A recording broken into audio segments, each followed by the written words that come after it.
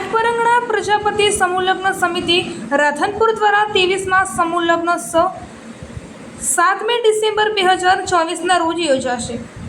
અત્યારના જમાનામાં મોંઘવારીએ મજા મૂકી છે, ઘણા બધા ખર્ચાઓ પણ વધી રહ્યા છે। અત્યારના સમયમાં મધ્યમ અને ગરીબ પરિવારને જીવન જરૂરિયાત ચીજ વસ્તુઓની ખરીદી કરવી ખૂબ જ અઘરી બની છે। આવા સમયમાં પોતાના દીકરી દીકરાના લગ્નની વાત કરવામાં આવે તો ગરીબ લોકો પોતાની પાસે પૂરતા રૂપિયા ન હોવાથી ઊંચી પાછી કરી પોતાની દીકરી કે દીકરાઓ પરણાવતા હોય છે। ત્યારે આવા ખર્ચાઓ પર કંટ્રોલ કરવા માટે તમામ સમાજો દ્વારા સમાજના સમાજબંધુઓ ભેગા મળી કમિટીઓ બનાવી દરેક સમાજોમાં ખોટા ખર્ચાથી બચવા ગરીબ અને મધ્યમ વર્ગના પરિવારો મોંઘવારીમાં પોતાના દીકરા દીકરીના લગ્ન ધામધૂમપૂર્વક સમાજના રીતિ રિવાજ મુજબ કરી શકે અને વધારે ખર્ચાઓ ટાળી શકાય તે માટે સમૂહ લગ્નનું આયોજન કરતા હોય છે।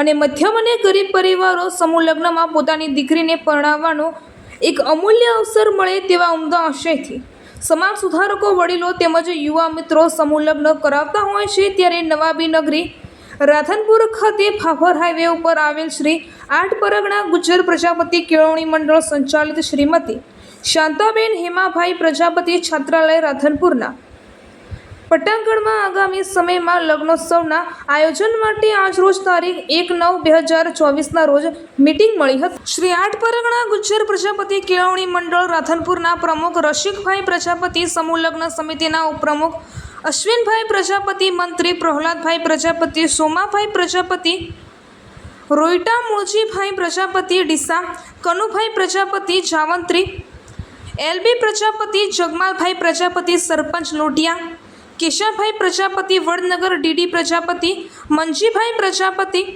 પાટણ, દલસુખભાઈ પ્રજાપતિ પાટણ, રઘુભાઈ પ્રજાપતિ પાટણ સમૂહ લગ્ન સમિતિ કારોબારી સભ્યોની ઉપસ્થિતિમાં શાસ્ત્રી મહેશભાઈ પંડિતના હસ્તે મુહૂર્ત આપવામાં આવ્યું હતું।